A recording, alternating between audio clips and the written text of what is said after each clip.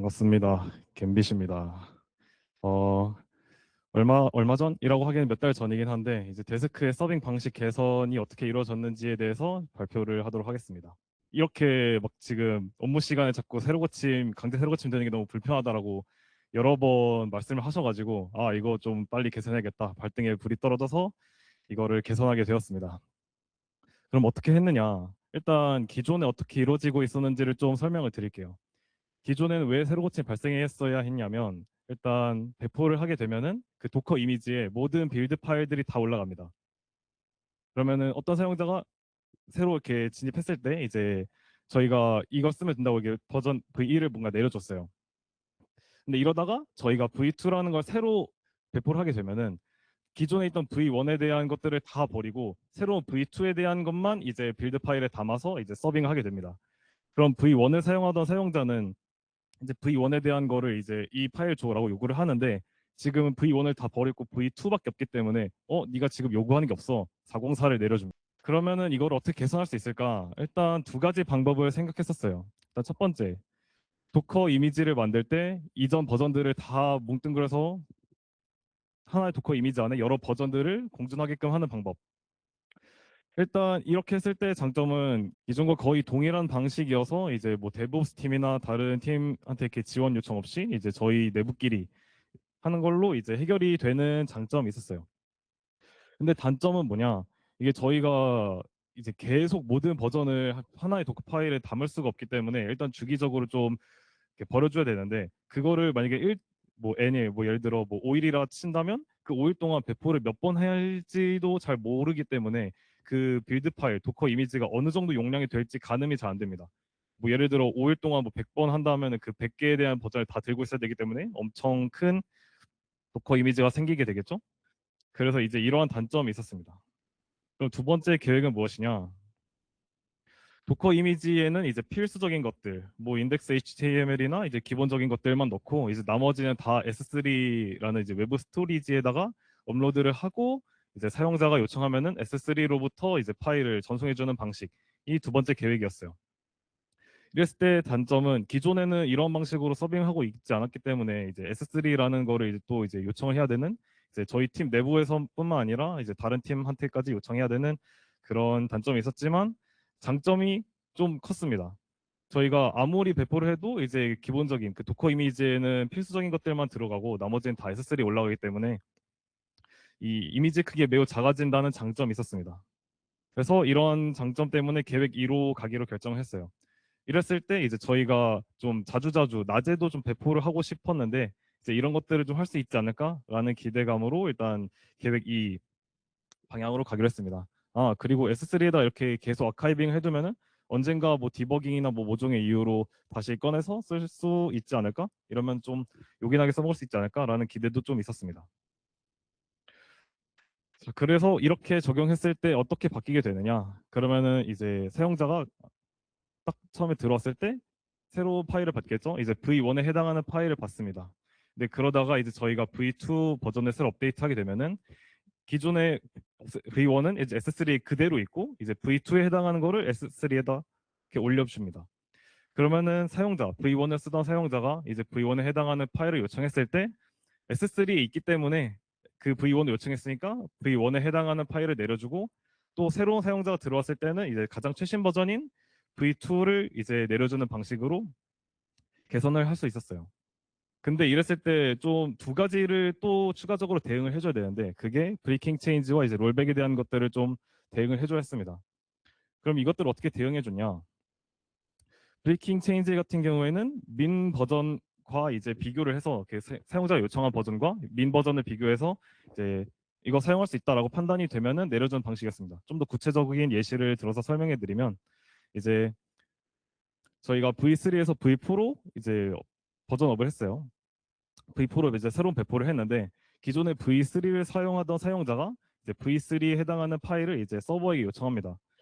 그러면 이제 서버는 이제 V4가 브레이킹 체인지가 있는 버전임을 알고 있기 때문에 이제 V4보다 작은 버전들에 대해서는 안 된다라고 알고 있고 이제 V3에 대한 요청에는 이제 404를 내려줍니다. 그러면은 이제 V3를 사용하던 사용자는 이전처럼 이제 강제 새로 고침 페이지가 나오는 거죠. 그럼 롤백은 어떻게 했느냐? 이건 반대로 민 버전이 아니라 사용 가능한 맥스 버전과 비교를 합니다. 만약에 V6을 배포했는데 이제 급하게 롤백을 해야 돼서 V5로 다시 내려왔다 라고 한다면은 지금 떠 있는 서버는 V5가 이제 맥스 버전임을 알 수 있는 거죠. 그러면은 V6를 사용하던 사용자는 이제 V6에 해당하는 청크 파일을 요청했는데 V5가 가장 맥스 버전이기 때문에 이제 서버가 거절을 하고 404를 내려줍니다. 그럼 동일하게 강제 새로 고침을 요구를 받고 이제 새로 고침하면 V5를 받게 되는 거죠. 그러면은 이렇게 민맥스를 서버가 어떻게 알고 있느냐? 저희가 데스크는 이제 샘버를 이용해서 이 데스크 버전 관리를 하고 있는데 만약에 이제 38.6이라는 새로운 버전을 이제 저희가 배포를 했다면 요 버전에 대해서만 이제 허용해 주는 거예요. 그러면은 이제 브레이킹 체인지가 발생하면은 이제 메이저 버전이 이 38을 이제 하나 올린 39로 배포를 하게 되고 그러면 이전에는 이제 38 버전을 사용하던 사용자들은 이제 이 민 버전이 39.0.0일 테니까 이제 버전이 맞지 않아서 거절을 받아 이제 강제 새로 고침이 될 것이고요. 만약에 38.7.0으로 새롭게 배포했다면은 했는데 이제 38.6.0으로 이제 롤백이 됐다면 이제 요 버전이 허용 버전 범위일 테니까 이제 38.7.0인 버전을 사용하던 사람들은 이제 허용이 안 되고 이제 강제 새로 고침을 요구받는 형태로 개선을 했습니다. 네, 위기인데요. 이렇게 해서 될 거라고 생각했는데 EXP에 반영을 하니까 좀 터지더라고요. 근데 왜 터졌나 보니까 이제 호이스팅 문제가 있었습니다. 이게 뭐냐면 모노레포 환경에서 이제 여러 모노레포 이제 각각 그 폴더에서 사용하는 패키지들이 공통적으로 있다면 이거를 상위로 끌어올려주는 그러한 기능이 이제 호이스팅인데 저희가 데스크 UI 관련된 것뿐만 아니라 서버 관련된 것들을 모노레포로 관리하고 있었어요. 근데 이제 서버 쪽에서 제가 이 기능을 위해서 새롭게 추가한 요런 라이브러리들이 있는데 이 라이브러리들이 이제 빌드 파일, 번들 파일에 포함이 됐어야 됐어요. 근데 이게 어, 빌드 설정 쪽에서 이렇게 호이스팅 된 것들은 이제 서버 쪽에서 그런 것들을 필요하니까 그 번들 파일에 다 코드들을 싹 다 넣어주는 그런 방식으로 빌드가 되었는데 제가 새롭게 추가한 것들은 이제 호이스팅이 되지 않아서 그대로 빌드 파일, 번들 파일에서 require, 그러니까 그 패키지를 임포트해서 사용할 수 있게끔 하는 코드로 빌드가 됐었어요.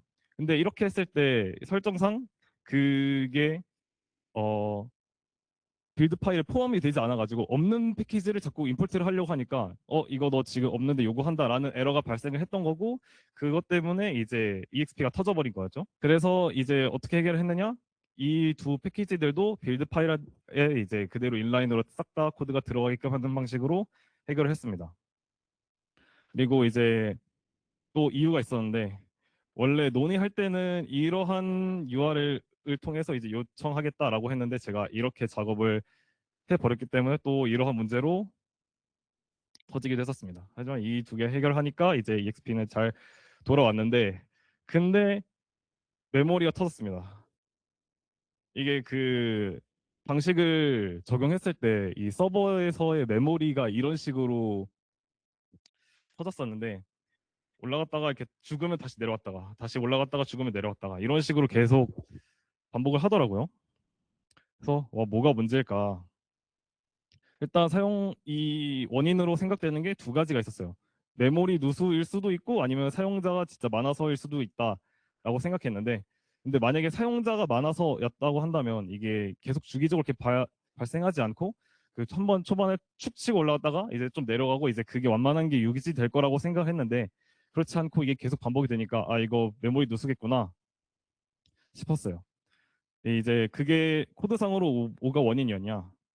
딱 요 부분이 원인이었습니다. 이게 왜 그랬냐? 이게 저도 서버를 많이 작업하지 않아서 잘 몰랐었는데 여기에서 이제 리스폰스 바디라는 거를 명시적으로 해서 이제 소비를 해주지 않으면은 이게 연결이 계속 유지된다고 하더라고요. 그래서 이거를 이제 명시적으로 좀 해소할 수 있게끔 코드를 수정해서 이제 메모리 누수를 또 이제 해결했습니다. 근데 이렇게 서버에서 계속 S3 통해서 서빙하는 게 좋은 것 같진 않다. 그냥 CDN을 붙이는 게 낫지 않겠냐라고 이야기가 나왔고 원래 초기에는 CDN 서빙 비용을 좀 아끼려고 그냥 이 방식을 하려고 했는데 CDN 이용했을 때 이제 안정성이나 캐싱이나 이런 것들이 좀 더 좋을 거라고 판단하고 이제 CDN을 결국 붙이게 되었습니다. 이거는 뭐 그 전체적인 흐름에 대한 간단한 모식도고요. 발표를 마치도록 하겠습니다.